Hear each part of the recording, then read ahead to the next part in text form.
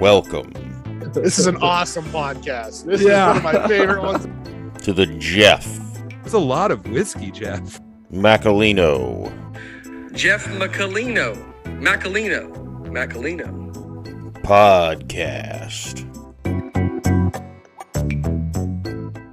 All right, everybody. I'm very pleased to welcome Daniel Rudyak to the Jeff Macolino podcast. Daniel, how are you this afternoon for you? Yeah, it's afternoon. It's Friday, so I'm excited. I'm excited for the weekend. I can't complain, man. How are you doing? I'm great. Well, this is you can consider this the start of your weekend. Essentially, right? Like this flows into the evening, so let's go. I'm stoked. Yeah. Well, if any guest ever considers this podcast work, I've failed at my job. Yeah, I've heard none of your guests feel that way on, like, you definitely do an incredible job of getting everyone comfortable. So I've been excited to connect and do this with you. So Yeah, no, this should be fun. Although I say that and I'm like, well, we're going to talk about a couple things that aren't fun, but nonetheless. that's his life. Let's go.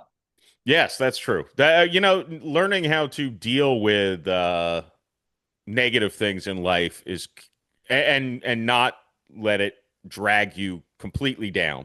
You know, that's kind of the way to get through life without hating it, I think. You have to always see the other perspective, right? The half glass full perspective.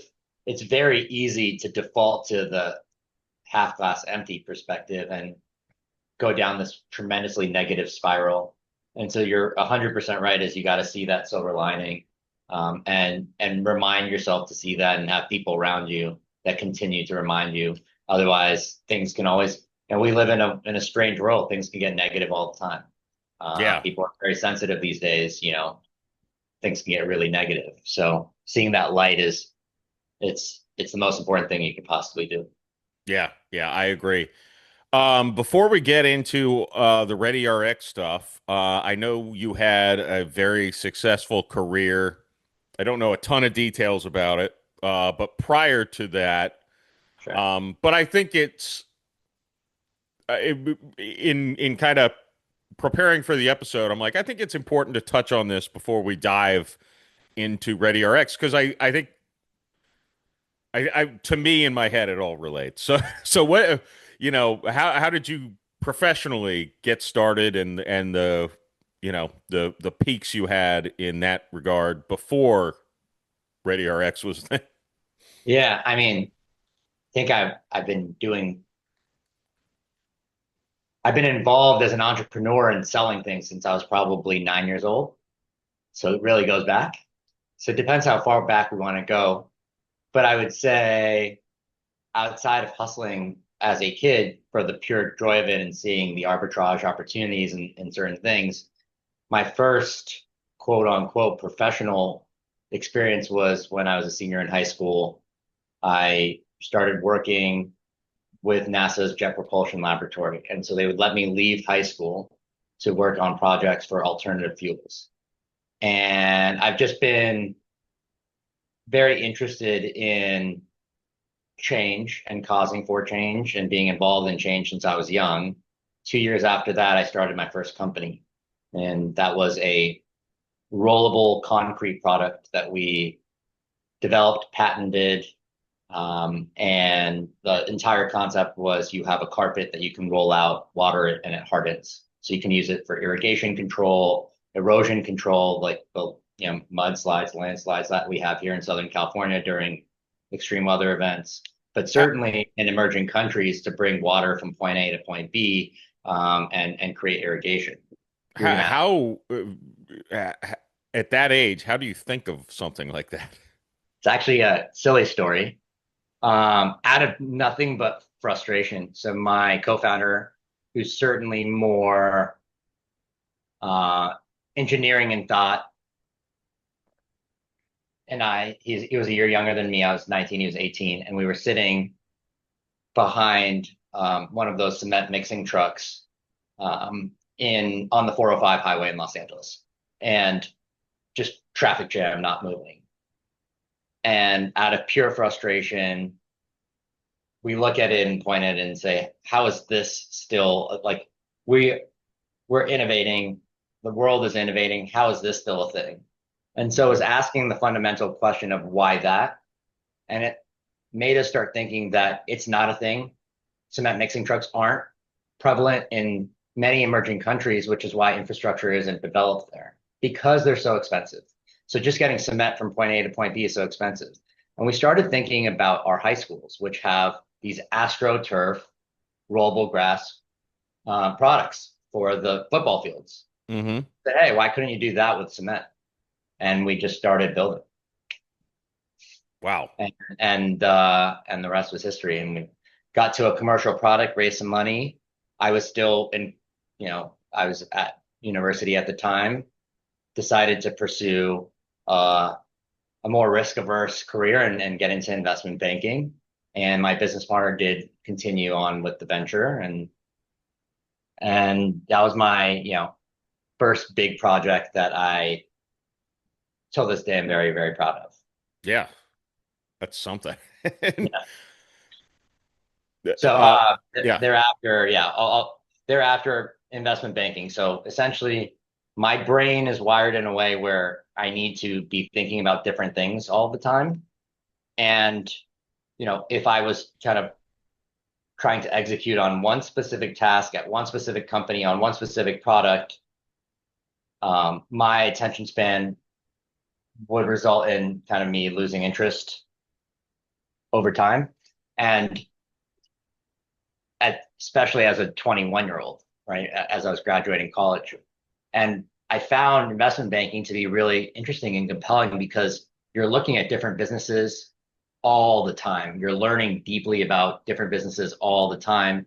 So my focus was in healthcare and consumer at a large here local in Los Angeles investment bank. And I started to immerse myself in these larger businesses and how they operate and key performance indicators and how they think about things. And then went on to have a career in private equity where we sat on the other side of the table where we actually owned and bought and then ultimately sold those businesses and operated them. So worked at several private equity companies, which ultimately all led me to, with my two co-founders, forming ReadyRx. Yeah. And you had, with your father, you had some experience personally, not obviously, not Yeah, professionally. yeah. So when I was 12, my father was diagnosed with multiple sclerosis, which is a neurocognitive degenerative disease. And it works, the momentum at which it deteriorates motor function is very different by person. Mm-hmm.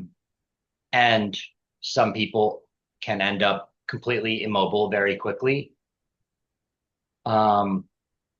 With my father, it didn't happen as quickly, but I saw it happen day after day. And so it was a slow progression. I'm not sure which one is worse. I am, I think that he was grateful for the mobility that he had. And that was my first kind of, whoa, okay, this is my experience with health, subsequent to which he was diagnosed with lung cancer. And our family experienced for a decade yo-yoing emotions surrounding his lung cancer. So it was, he's in a horrific state to he's cancer-free to he's going to die. It's come back metastatic to it's a miracle he's got no more cancer. And then to a month or so later him passing away. So that showed me that no one knows anything. It was very painful to watch. It was something that framed my experience and thoughts surrounding healthcare. And I've always subsequent to that, I always in the back of my head was thinking about how subjective it is. And I, to no fault of the incredible doctors that are out there. Just we don't, we work with the tools that we have, and the tools that we have are pattern matching, right? It's like you are taught in medical school, this happens 90% of the time, it's most likely this, right? That's pattern matching. And especially with my dad, AI didn't exist at that time. There wasn't, let's run thousands of iterations to understand deeply what this might actually be and ask the right questions. That didn't exist, and we're all human, and so people were doing the right thing. But being on the other side of it, it was deeply painful to watch. And then my now fiance, this was kind of the straw that broke the camel's back. She started feeling really, really unwell and went to one hospital here in Los Angeles, was told that she had a viral infection and she's fine to go home. 2 days later, she couldn't keep anything in and was really, really feeling unwell. Went to another hospital. They said that she has a viral infection to go home. And they were trying to diagnose her. So they were pressing on her stomach. She wasn't screaming, so nothing there. And luckily, she really advocated for herself and said, I'm not leaving here without a scan. They found out that she was septic. Her appendix had ruptured days prior. Jeez. And she needed to go into emergency surgery ASAP because she could have died if she didn't. And that was, like I said, the proverbial straw that broke the camel's back, where I was just like, this is crazy.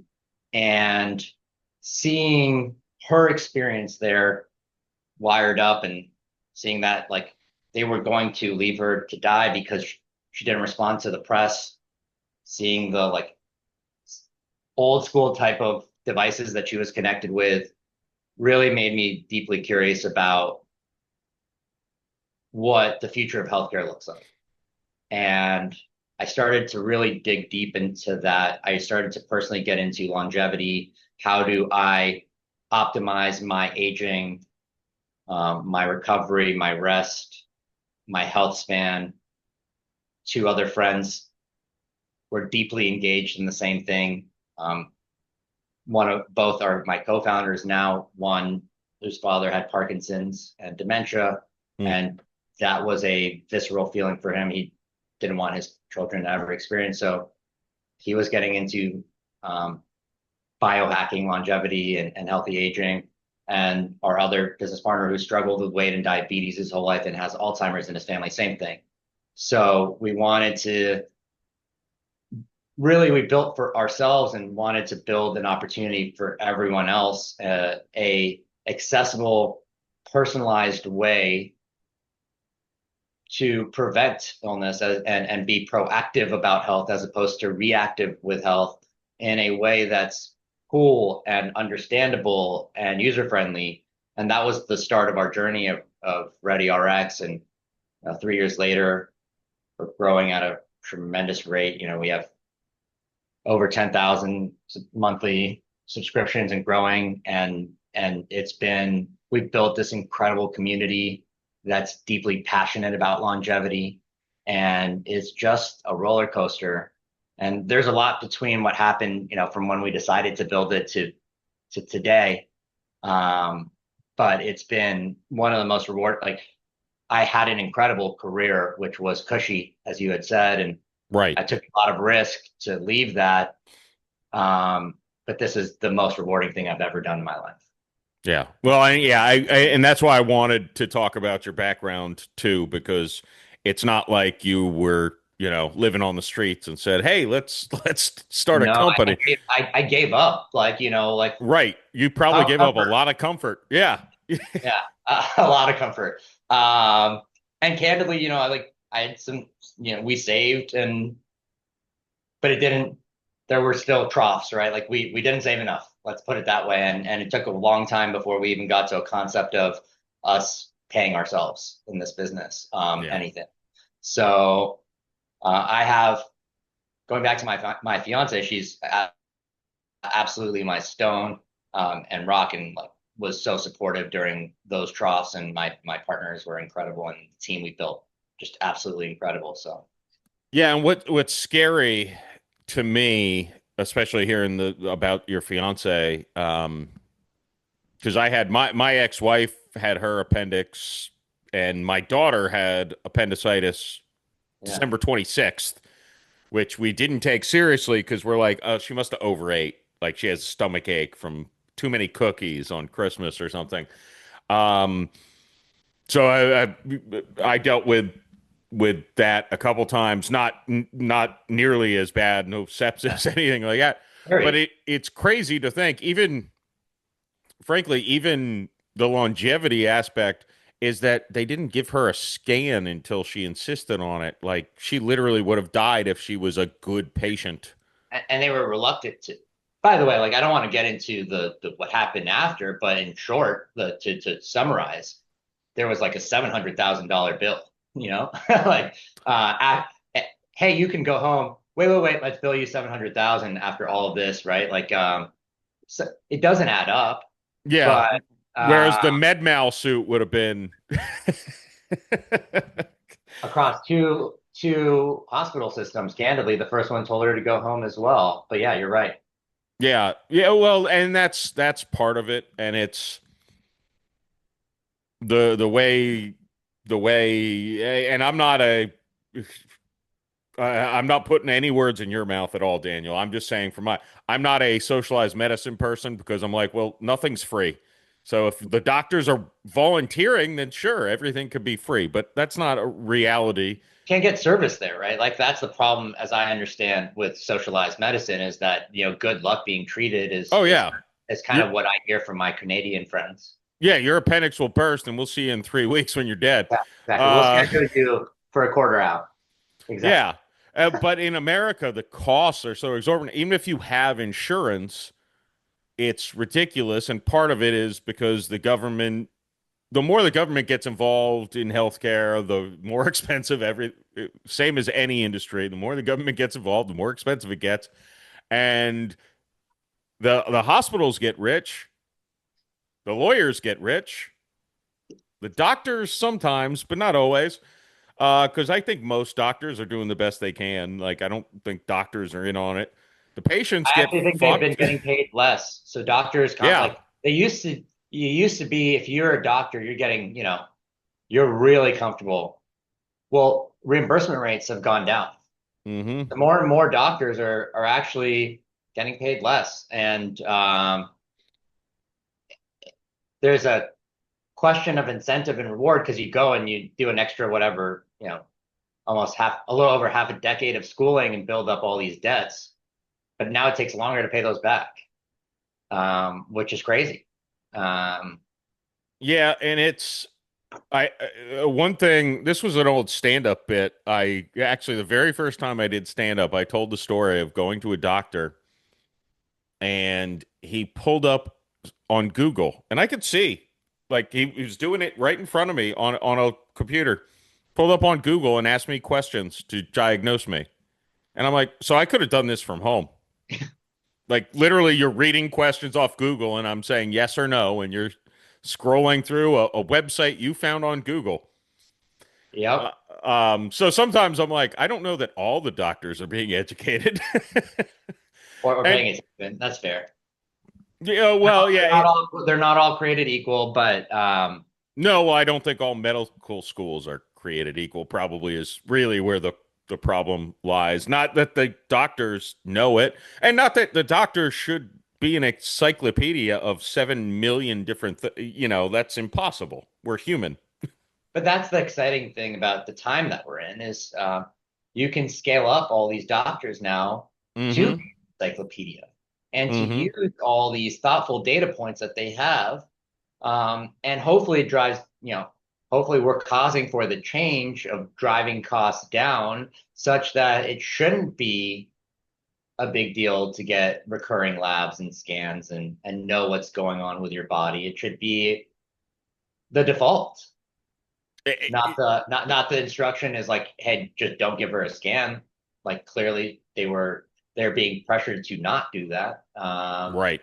When my fiance was in the hospital. So Well, uh and it ignores, and you said this very much, the uniqueness of every individual. And I've had doctors tell me with the amount of alcohol I drink, I should be dead. And I'm like, right, well, but I've never had a hangover and I don't, my liver enzymes are fine. So clearly I was just designed to See it process. different. You metabolize it clearly in a different way. And you're right. Yeah. Everybody's body is different and metabolic function is different. So there is not one size there. It's not a one size fits all solution ever. No, because literally, I would say most people I know, if they drank as much as I drank on a night where I drink, they would not wake up the next day. They would be dead. And Uh, I wake up after 4 to 6 hours of sleep, and I'm like, I feel good. that is you're a unique biology. Yes, You're and it took me a while to actually realize that because I also you I was I'm like I've lost weight over the past year, but well, not cutting back on my drinking, by the way. But impressed. one of my friends is a weight loss doctor, and he does a good job with people.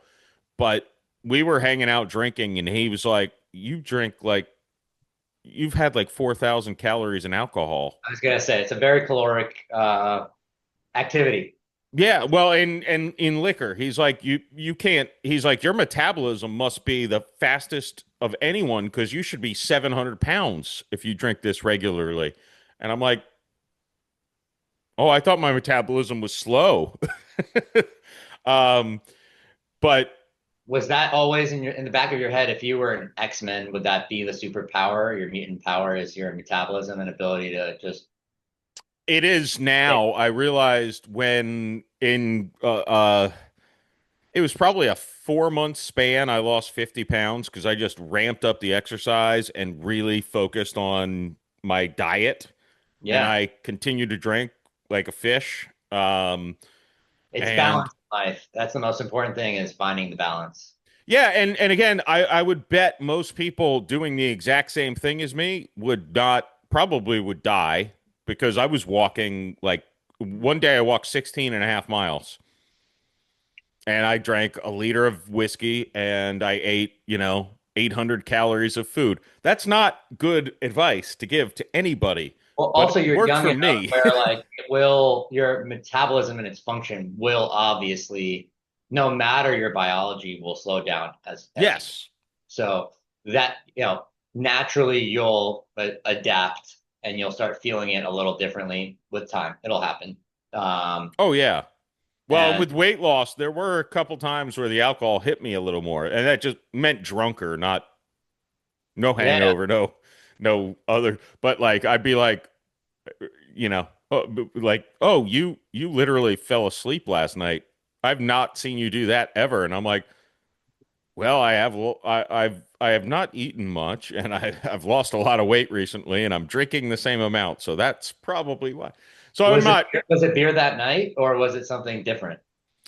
No, it was whiskey. It was, All right. but it was that I had drank a lot before I went out, and I didn't plan on going out. It was Yeah. just a. Usually, I plan well of like if I'm tanked at this point, I need to be home, and if I stay home, I'm great. If I get pulled back out, well, oh, that's not good. Uh, It, um, it's funny. I'll call back to something that you said. My first stand up, I also referenced the doctor experience as well, hmm. which was I guess, my first foray in supplementation and health optimization and how that went horribly wrong. Which is, do you know what happens if you take too much magnesium? I've probably heard it before, but no, not off. Oh, you shit. Wildly. Yeah, that's it. And you can't control where it happens, depending on the amount of magnesium intake. So that my first stand up, that was like my icebreaker, which definitely was it was fun. Yeah, yeah. There. Now, I mean, I got to hear the story now. Too many people involved. Too many people might come back and be like, that makes a lot of sense. I'll keep this one in my back pocket. All right, I got you. I got you. But the moral is don't, control your magnesium citrate intake. There's like the why I was like told to take it is I was having sleep problems and it helps relax your muscle and helps with sleep if you take it at night, and the citrate, you take like a tablespoon or whatever in some warm water and drink it. And it was night two. And I was like, I really need this to work. So I went with 2 tablespoons and everything just went wrong thereafter. I'll just say that I was still working a job at that point. And that's not.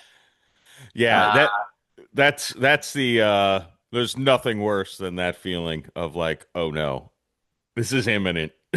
It's imminent. By the way, it's incredible, but magnesium is incredible and vital, but use it sparingly is my word of caution. Yes, yeah. Well, and part of it, I think, is the supplements. It's an interesting thing because I've been so since I started losing weight and getting healthier. I've had 4 supplements I've been taking. They're all gummies because I'm a baby and I can't swallow pills without gagging. So there's that. But I feel like I did a lot of research on like creatine. Mm, It was like a lot of places they recommend 15 milligrams, mm. and I heard somebody say take 5. Don't do 15 because if you take 5, your body will supplement it. If you take 15, your body will shut off. Not everybody. Everyone's different, but a lot of people it will shut off. So you stop taking creatine, your body will stop making it. But if you take 5, your body's not going to ever shut it down.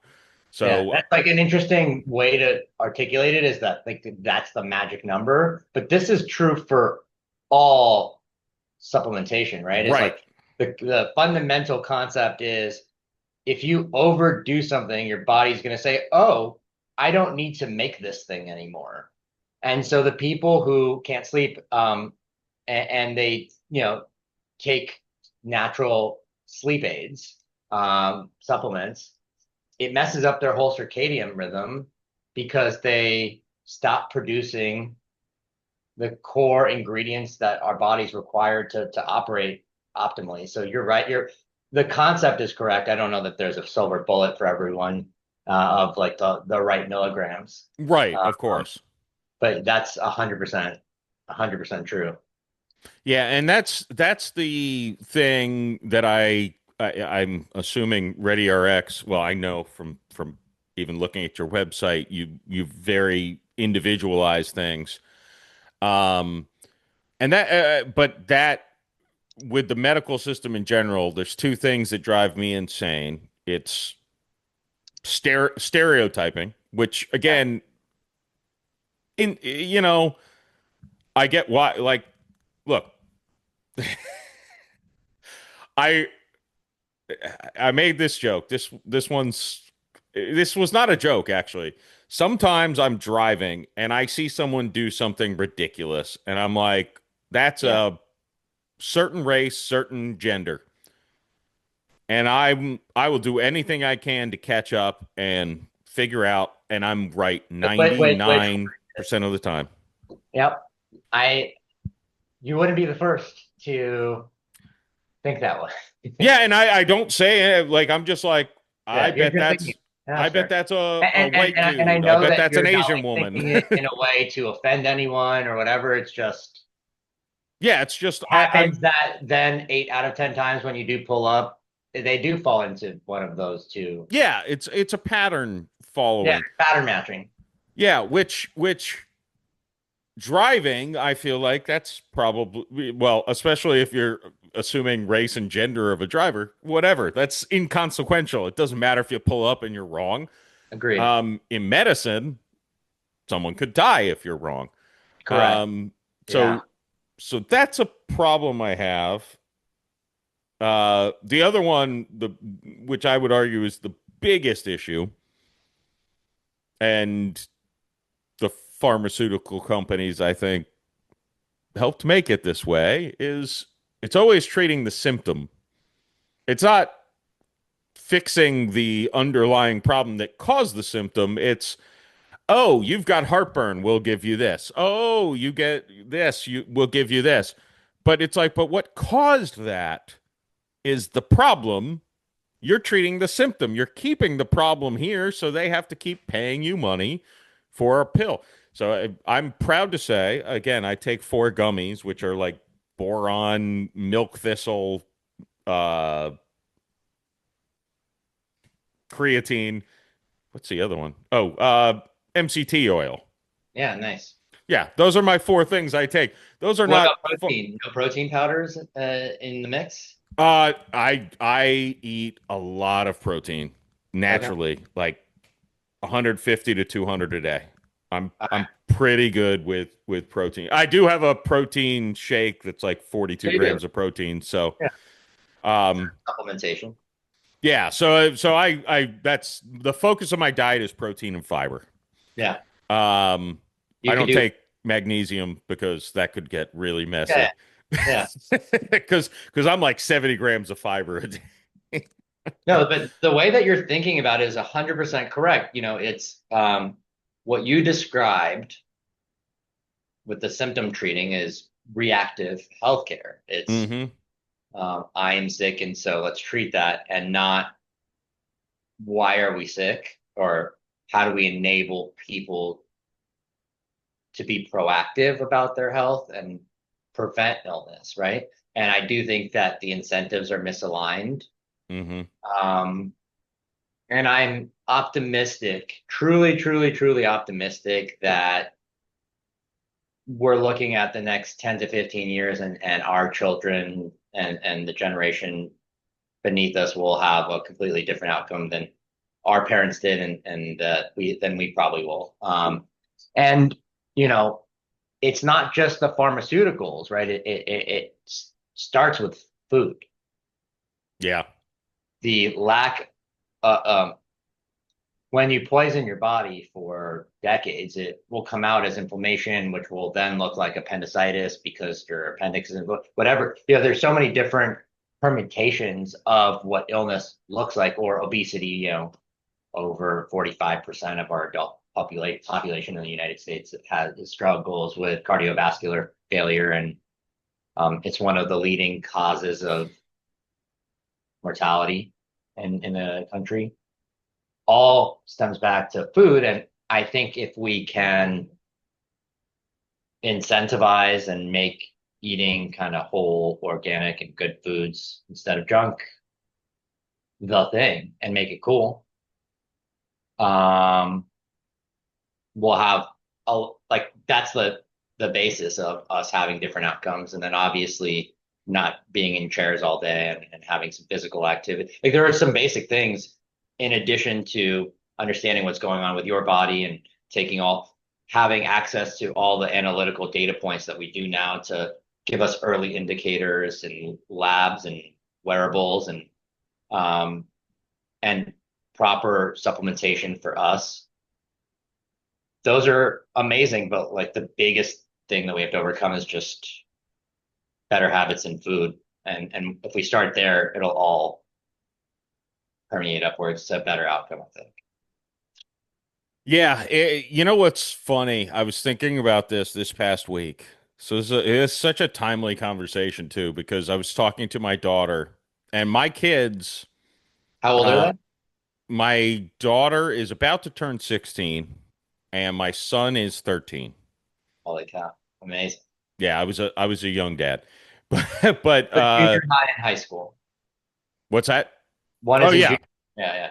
Yeah, sophomore in high school and 7th grade. Yeah. Amazing.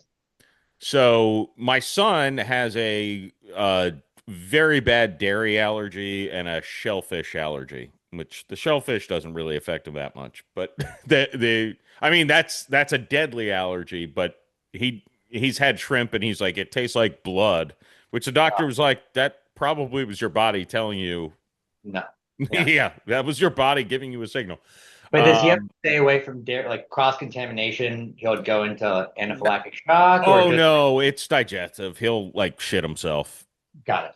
It's not pleasant. And like when he was a baby, he like almost blew, like had a lacerated colon because, he's drinking Milk. dairy. Yeah.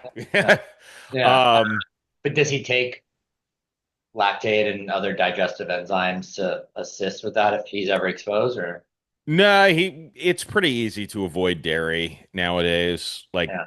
it's pretty rare he has any surprises. Like it's the dairy-free culture is strong in this country. And Yeah. when we go out to restaurants, I'm like to my daughter, I'm like, we need to order things with a lot of cheese on them so they don't think we're just douchebags faking it.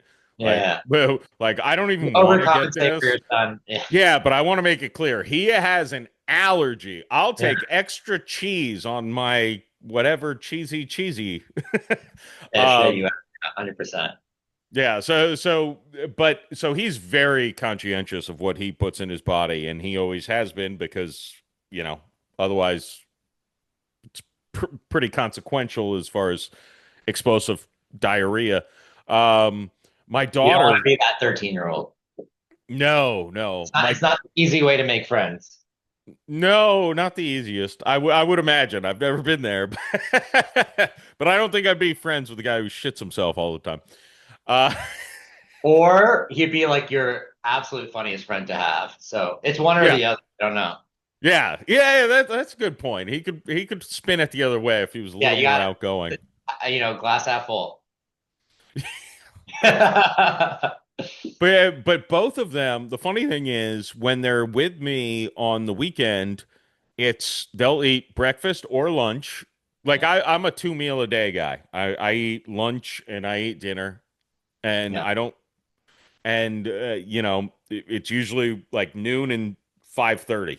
Like I'm a which is intermittent fasting, except for alcohol completely kicks that out of gear. Right. Yeah. Uh, but my kids are on the same thing. Like they like to do that. But my daughter, when she goes to school, she's like, if school lunch is bad, I just get a bag of hot Cheetos. There it is. And then she'll go to the Circle K across the street and get a Coke. And There I'm it is. like, I would have thought that, like, I obviously tell her how terrible this stuff is, Yeah. but she's a high schooler, and it's not the end of the world. But I'm like, I would have thought kids your age would be like, nah, we're smart, we're avoiding all this bad. Nope, they're not. They're not. You They're know the what's really same. interesting is like early habits really stick with you, or at least in from my experience. So I grew up internationally and we just didn't have soda.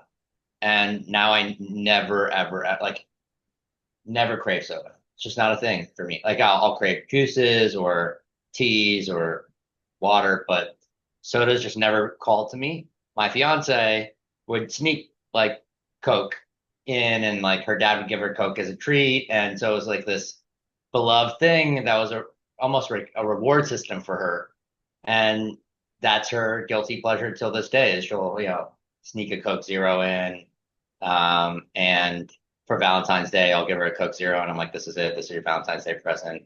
Be grateful.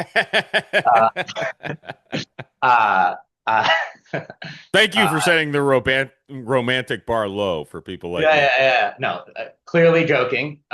Clearly joking.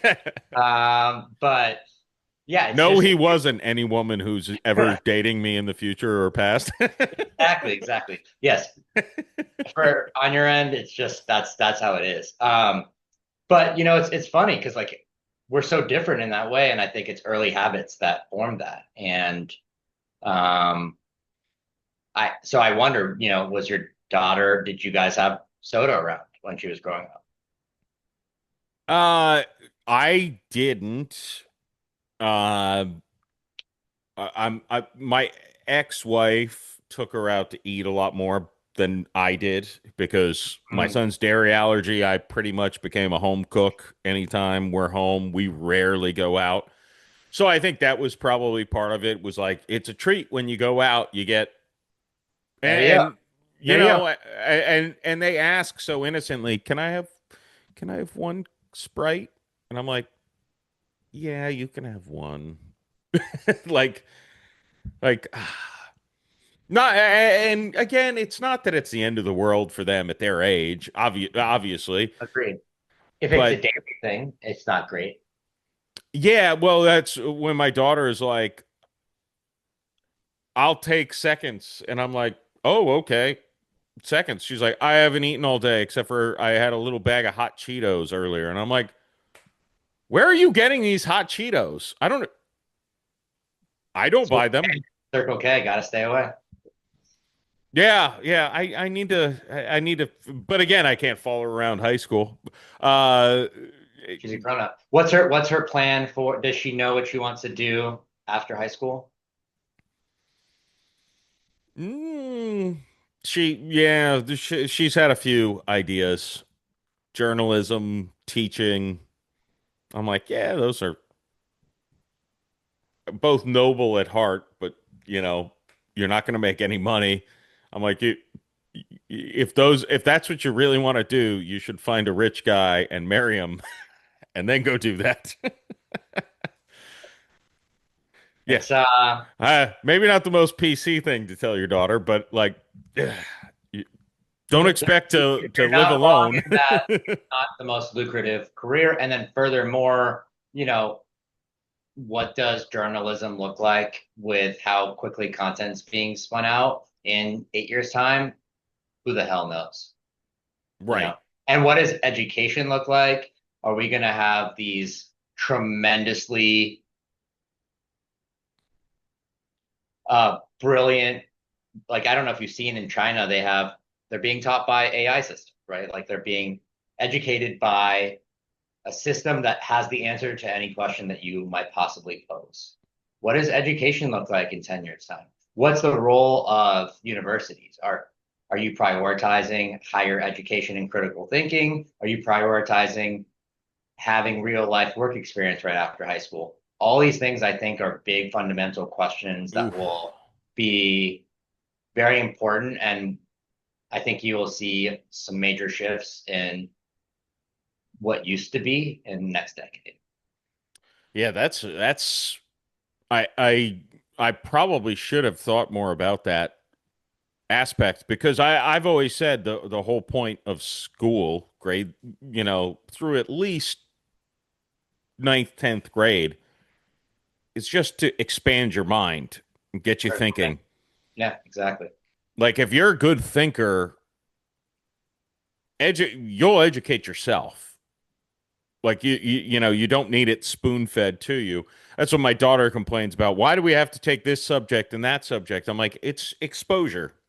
Like it's exposure. So maybe something clicks and you're like, oh, that's fascinating. I want to learn more about that. Yeah. Yeah, no, I remember having to take classes like geometry. There's no reason. Like I loved math except for geometry. I hated geometry. And I'm Something like, something against angles. Just didn't like angles. I don't know what it was. Honestly, I don't know. I think it was the circles that I'm like it screws up. Like squares and triangles are I fine, get but them. Yeah, the circles are. Yeah. circles make math funky. And I'm like, I like math, but I don't like weird Well, math. the thing, Like, the thing about most math is you're solving, especially younger education, is you're solving a problem with an outcome. Whereas with geometry, they're proofs, and so there's a lot more. It's not like the same thing. There's more to. It's more subjective. There's more to it, and that kind of breaks the entire mold of math, right? And so it throws a curveball in how you think about math right as you're getting into math. yeah, yeah. Well, chemistry was the same way. People were like, "Oh, you'll love it. It's math," and I'm like, "No, it's not." I mean, I see kind of. Also, my chemistry teacher got pregnant and ruined the whole experience because Yeah. we had someone who had no idea about chemistry. Like, here's a worksheet, and it's like, but I don't understand this. I don't either. But that's a whole other. That was a very unique personal situation. Were you? Did you grow up in St. Petersburg? Yeah, Okay, yeah. Lived here my whole life. Uh, lifer. yeah. You'll never leave. I don't plan to. I mean, I've left on vacations and stuff. Sure. Good. I've found that when I'm like, yeah, I never plan to leave. People are like, Hey, I don't want to ask if you've never well, left. I also like the fact that you have these, you have young children, so it's not like a possibility fundamentally at this point in your life, but at some point they'll go on to college or their careers, and then it becomes a maybe, should you be interested. Yeah, But maybe, well, I think if my career went like the dream life, you know, because I'm a filmmaker too. So yeah, I'd probably have a house in LA, there's like a Atlanta, New thing, was it a York. Thanksgiving movie most recently? Yes. Yeah, amazing. Yeah, yeah. My So, favorite holiday, by the way. oh, I'll remind me afterwards. I'll email you a screener to the movie. All right, amazing. My fiance's is Christmas, mine is Thanksgiving, which tells you that I have, although I may be in a relatively skinny body, I have a larger person's appetite and mentality because my favorite holiday is one that's just centered around gorging myself. Yeah, yeah. Yeah, yeah. Yeah, there's a Lions game, the Cowboys game, and a lot of food. A That's it. lot of food. And A now a lot. night game. Yeah. Yeah, it's a well, and the idea for that movie, by the way, was from my sister-in-law, who was like, "I don't want to go straight into watching Christmas movies after Halloween." And I'm like, Yeah. You need an icebreaker. All right. "Yeah." I'm like, and look, Planes, Trains, and Automobiles is one of the greatest movies ever, but I don't consider it a Thanksgiving movie. The desire to get home was because of Thanksgiving, but it could have literally been anything. It had nothing to do with Thanksgiving. It's just the through line.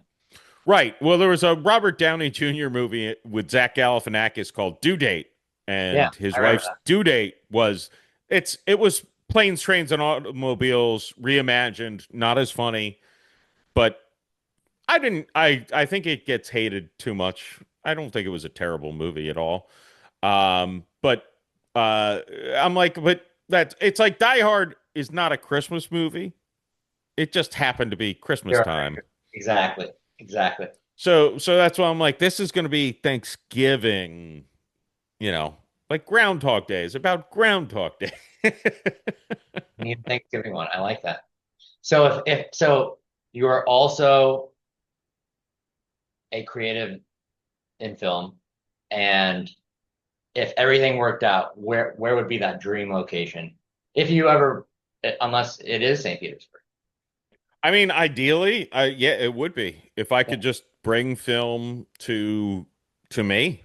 Yeah. I mean, St. Pete's Well, got all the definitely not shots. here anymore. It's not in Los Angeles. No, which is wild. Yeah, it's in Vancouver or Europe or Atlanta, Georgia. Atlanta. Yeah. Yeah. I've actually talked to actors about getting an apartment in Atlanta with like a bunch of mattresses and we all split the rent like 20 ways and just like That's where you want to be these days. well, because from where we are, it's a long drive. It's probably 6 to 8 hours, I think. But you could do it, but you're not driving there, doing a gig, and driving back. That's very Yeah. impractical. But if you're paying $50 a month for an apartment, you only need one gig a month, and it It makes pays sense. for itself. Yeah. Hypothetically, I don't know. Hey, it's like you got You're to get the also a right mix of comedian. people. Was New York never, top of mind? Or, I mean, I feel like that's where most the prolific comedians cut their teeth, no? Yeah, New York would be a potential spot too. I think New York,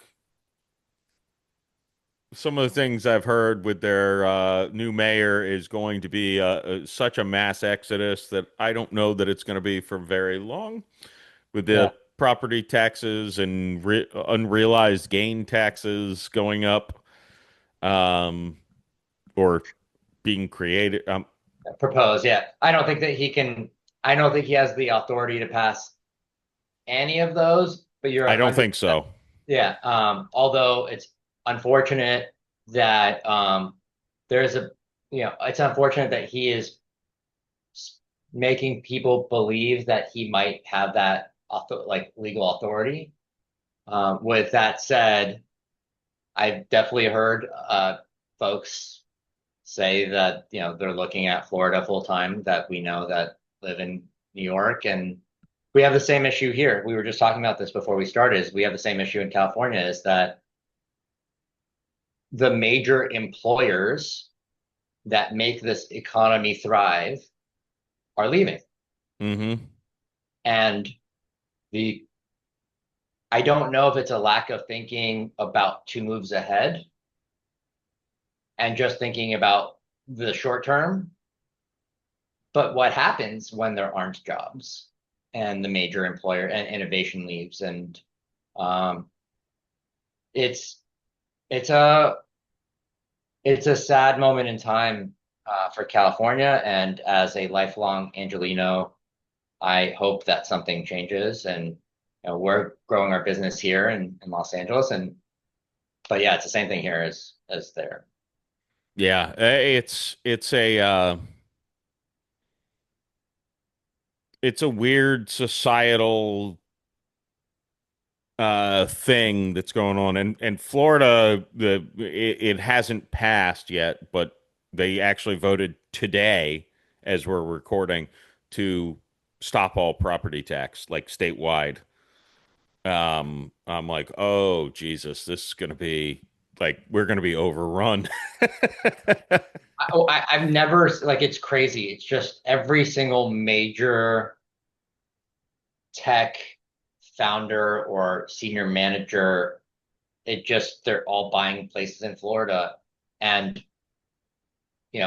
there should be a national signal as to, well, why are these people choosing Texas and Florida? And these are major employers. The question has to be answered, right? Someone has to say, why are they all going to Texas and Florida? I don't think it's because they're deeply conservative. No, it has I nothing to do with they're being social pushed out. issues. It totally has nothing to do with social issues. They're being pushed out, and there should be some deep self-reflection. And you just look at trends over the last 2, 3, 4, 5 years of population growth versus population decline, and much of those populations, in many instances, are the top earners and where they get their taxes from purchase of goods and sales and service, or income tax in states where that might exist. You got to ask the question of, like, okay, what can we do differently where we are the beneficiaries of these people, where we make it so these people want to live here, and start their businesses here and employ tens of thousands of employees here. Like, that's how states should be thinking. Yeah. One would think.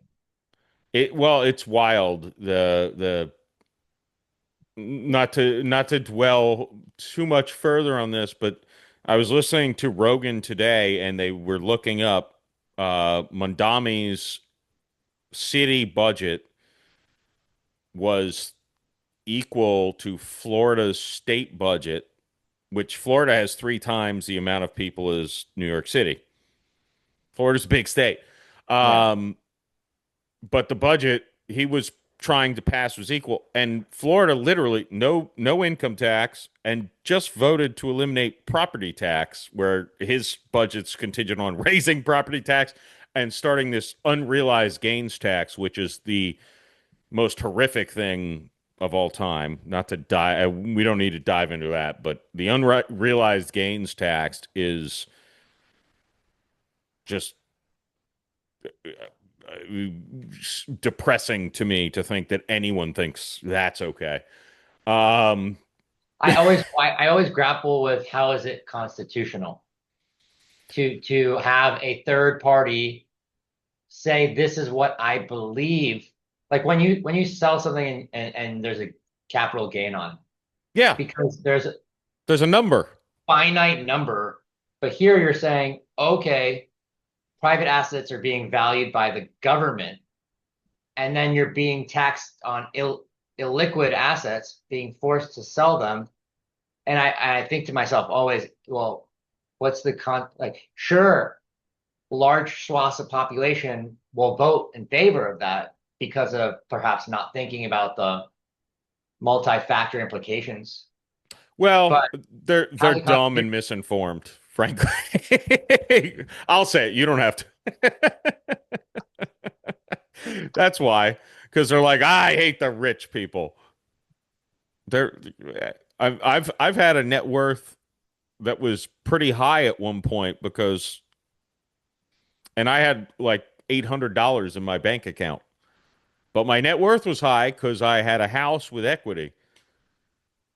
If they taxed me on that, well, You'd have to sell your house. I'd have to sell my house. Yeah. There and then I'd have a little bit amount of money and be homeless basically, or be renting. Like it's like that. That's And I understand that this impacts a small population. I get it. Like I really do. Um, but if the American dream is this opportunity to build something, shouldn't we want these people to build? And I think everyone deserves food, home, family, mhm. health. That's in my core. I fundamentally believe that. But I want the next generation of entrepreneurs to be incentivized to build in this country that I call home. And when we propose things like that, I question whether or not we're creating the right incentives for the next generation. And if we're like fundamentally missing what made this country special, which is Yeah, this ability to make something of yourself and just the grind American hard. dream. Yeah. American dream. Before I let you go, give a brief, the Ready RX, High level. yeah, the experience. You sign up, what do you get? It varies. So, like, we're always building and we're expanding, but fundamentally, just to take a step back, we're a health tech super app that's consumer focused. And like you said, we've lived for a very long time with reactive healthcare, and our whole paradigm is to shift that to proactive and preventative and not just make it for the millionaire and billionaire class, but make it so that everyone nationwide can afford that. And so we're vertically integrated, which means you're getting access to doctor care and everything that you do within ReadyRx, pharmaceutical prescriptions of supplementation, diagnostics, and personalized care that helps with healthy aging, optimal performance, and preventative outcomes. So fundamentally, it's understanding that a lot of those supplements that you were referencing earlier aren't bioavailable. It means that they get broken down in our liver and we don't actually get the benefits fundamentally of all these supplements. So how do you get those supplements in a way? So nasal pathways, injectable pathways, but we have everything from NAD plus, which helps promote and support energy and focus and depletes at very rapid paces the natural production therein as we grow, to growth hormone peptides and these, GLP-1s and tremendous peptide therapies, immune support with glutathione, really affordable options. All, you get doctor care and everything, personalized meal plans for under $199 for the majority of our subscriptions a month. And we just continue to stack on more and more benefits to our customers in the hope that we'll completely change the paradigm in how we view healthcare.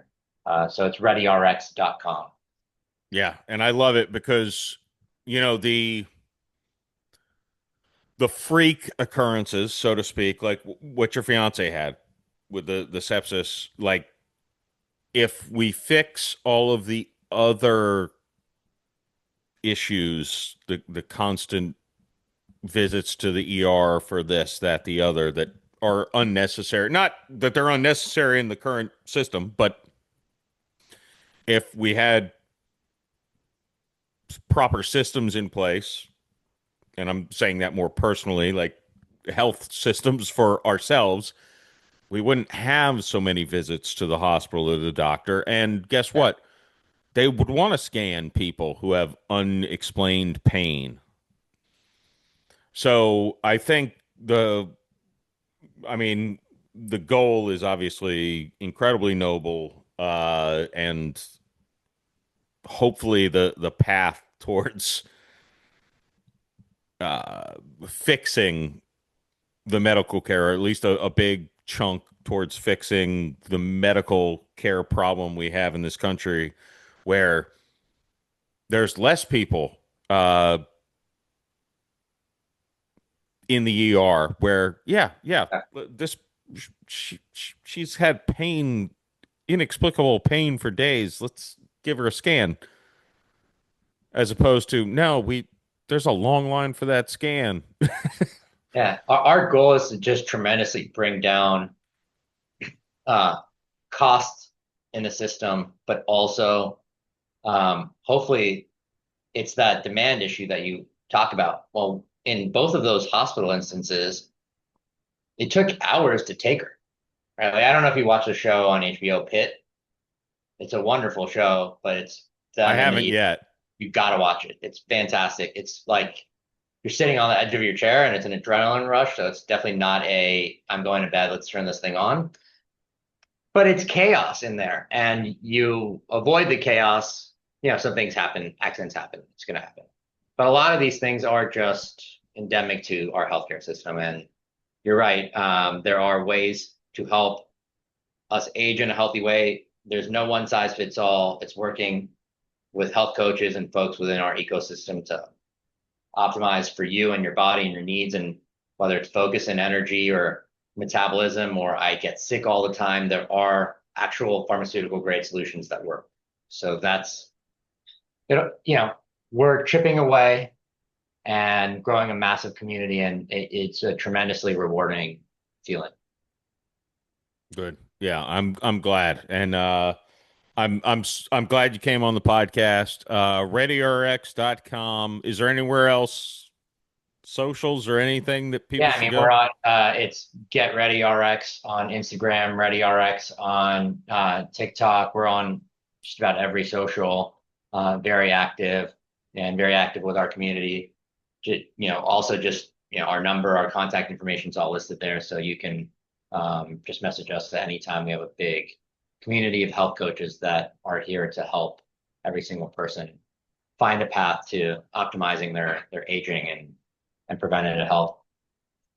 Beautiful. Well, Daniel, thank you so much. I hope I didn't bring you down too much to kickstart your weekend. I had an awesome time with you, man. I had an awesome time. Yeah, I feel like this was more serious than most, but I it was warranted to an extent. Yeah. I feel like at the end of this, my fiance is going to potentially listen to this, hear this, and say, I can't believe you said that shit about Valentine's Day and giving me Coke Zero like that. I'm going to get my ass kicked. But, you want to know what? I'll tell you if this makes her feel any better. A lot of times, so I do laps around my neighborhood that are about 2 miles, and there's a McDonald's that's like 3/4 of a mile away. And a lot of times I'm like, you know what? I'm going to go get a Diet Coke, take that extra 1.5 mile walk. I think it's worth it. I don't know. But I'll go get that Diet Coke and walk the extra 1.5 miles. And man, I stink up that McDonald's. Let's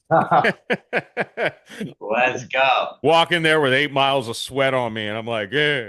What did you order? Diet Coke. Quick, get him the fucking Diet Coke. Get him out of here. If anyone is listening in St. Pete's and goes to that McDonald's, just know that odor, that's all Jeff. It's all me. It's all Jeff. Yeah. Yeah, especially if it smells like a little hint of whiskey in there. You add your special flavor to everything. I love it. Yeah, there you go. ReadyRx, folks. And thanks again, Daniel. Thanks, Jeff. Appreciate it. Thanks for listening. It was amazing. I loved it. Be sure to come back for another great episode. I'm one wing away from Jeff Macolino. Of the Jeff Macolino Podcast. How much time did you spend on thinking of the name of your podcast? You went just straight, that's my name, I'll add the word podcast to it. Yup. See you next week.